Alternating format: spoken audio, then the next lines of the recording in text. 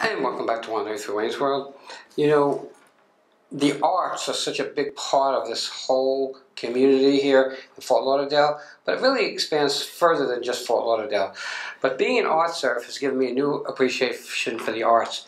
And with me is Constance Ivana, and it's Soulful Innovations also. Right, that's my nonprofit. I wanted to get it all out before I forget it. Right. Okay, so tell me about you and your art. Why did you get into it? I've always drawn since the time I, probably like 2 or 3. And I majored in art. I got an associate's in fine art, but everyone was telling me, you're not going to make a living doing that. So I wrapped up that art degree, I majored in English, and I became a teacher.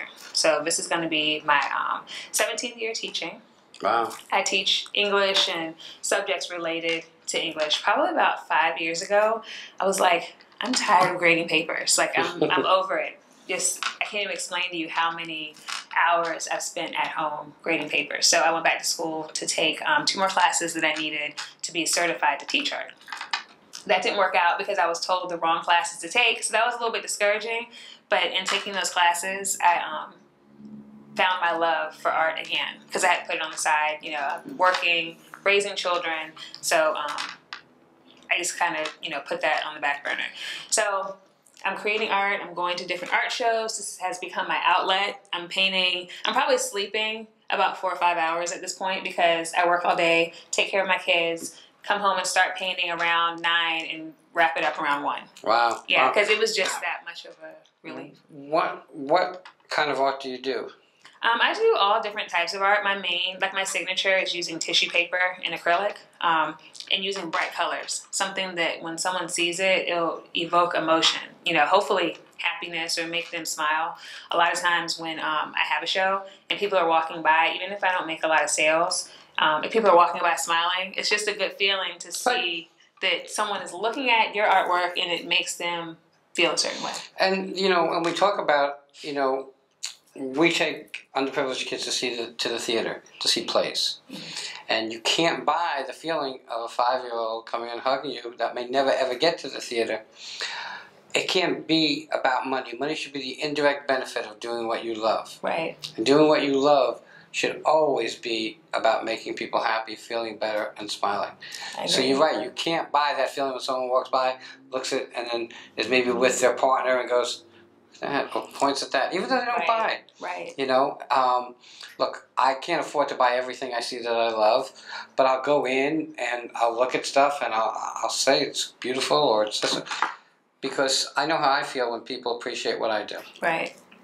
And artists you guys are an interesting group because we definitely are. Yes. Because, and take the same meaning as I say it, you guys are usually not the best business people because you're always focusing on creating. Exactly. And not only creating, but giving. Because most of the artists that I've run across, they do love what they do. And they appreciate when someone, appreciates the artwork and the time that they put into it. So a lot of times I find myself, especially when someone's like, oh, I really love this, or I'm like, okay, you can have it, or that's my way of showing appreciation for things. So that's another reason why artists are not the best business people, because a lot of times we give things away. And then we look back and it's like, oh, you probably should have sold that, because how are you going to repurchase supplies? And right. I totally agree with that. I had a guy who owned an art gallery on Worth Avenue in Palm Beach. Many, many years ago, he came into my studio. Actually, probably 18 years ago, because the studio was still in my house. And what I knew about art was the things like Urte and Dali. And he says he carries very little of that because art is not about a famous name. Right. Art is about someone who comes in and sees a picture and loves it and can see what it's going to look like hanging on their mantle or above their mantle. Right. And it doesn't make a difference if the artist is famous or not. Even in the music world that we delve in a lot, there are so many amazing singers, but they're not a Britney Spears or a Taylor Swift or whatever. That doesn't mean they're any less qualified. Right. So I surely understand that.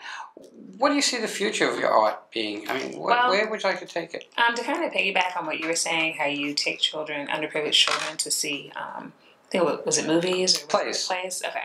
Well, as I was getting back into my art and creating and not really making any money, but I enjoyed it. It was an outlet, and I saw that it was bringing other people happiness. Around the same time, there were several instances in my immediate community of domestic violence. And you see these horrific things on the news. People lose their lives. Families are torn apart. And you kind of watch it, and then you go on with your life. And that's the unfortunate, aspect of anything that you see on the news. It bothers you in that moment, and then you move on. So I was just trying to think, like, what can I do on a continuous basis that will bring attention to domestic violence and use my talents? Right. So what I did is I started my nonprofit. I'm still in the final paperwork stages because I'm the type of person, I jump into something and then I have to go back and kind of say, okay, this is the, legal way to do this and all the documents and, the I's dotted. But basically I provide artistic opportunities for people who are going through some type of trauma. So my main group that I focus on are women and children who have been in abusive situations, but I also have serviced people who are just grieving or having a hard time. So those paint nights that you see, right, I offer those, but I'm mobile. So that's part of the business under Constance Ivana. I show up at your office, home, church, wherever, and provide those types of experiences. But a lot of times when people don't have, certain things are not provided or offered to them, so that's the nonprofit. I do the same thing. I create, that same atmosphere for people where they can just show up, paint, find an outlet and just kind of express themselves and hopefully start the healing process. So are you trying to, I guess you're trying to scale back on teaching and open up more of your art? Right. And I guess I would say scale back on teaching in the aspect of teaching for a public school system. Right, okay. Because I love working with kids. I have a 14-year-old and an 8-year-old, and I'm a different type of teacher. Like, I have students, this is my 17th year I'm getting ready to go into, but I have Started students. at 5. I wish. But I have students who are in their 30s that I'm in contact with, and I love seeing, where they are right now because I know where they came from, right, and they know that they can reach out to me. So to me, teaching is not about having 10 months out of the year, telling the kids, turn to this page, do this assignment. It's ongoing, and I learn from them also. So I will always be a teacher, just not in a public school. Okay, so the big question is art actually drawing outside the lines? I think a true artist is just a creator. And it is drawing outside the lines. It's not something, because a lot of times people say, where do you get your inspiration? Or what are you going to do next? I have no idea. When I see a blank canvas, unless I am getting ready to work on something that's been commissioned, right, I have no idea. It depends on how I feel. It depends on what materials I have. Because sometimes you sit down to create something, and it's like cooking. You're like, oh, I don't have, oh well. And you come up with something. Right. So, yeah, I get it. Sometimes we're filming and we don't have enough on the chip, but we have to figure out a way to make sure that it all comes together for the best product we can possibly deliver. How do people get in touch with you? Do you have a website? I do have a website, and I'm getting better with my social media. So my website is ConstanceIvanaArt.com. I'm on Instagram under Constance Ivana and Constance Ivana Art. Facebook, of course. Constance Ivana, right? Who's on Facebook? Twitter, I think it's C McKnight77. I'm on LinkedIn, Connie McKnight. I'm everywhere. I try to be on as many platforms as possible. Because you get it. Exactly. Okay, we really don't have any choice anymore. The playing field has been leveled. You don't, if you're an artist or a musician or whatever, you don't need a manager anymore. You don't need, if you're singing, you don't need to be signed by a label. The internet has leveled the playing field so that we can be successful if we want to take the time to work on our social media. Right. So I give you a lot of credit because you teach, raise children, and do your artwork. That's really pretty amazing. Thank you. One more time, what's your website?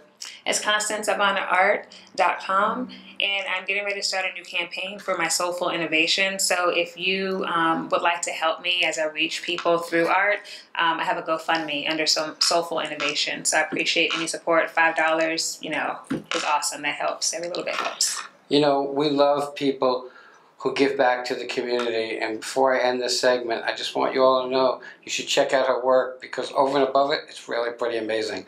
With that, everybody, I want you to take care. We'll be right back.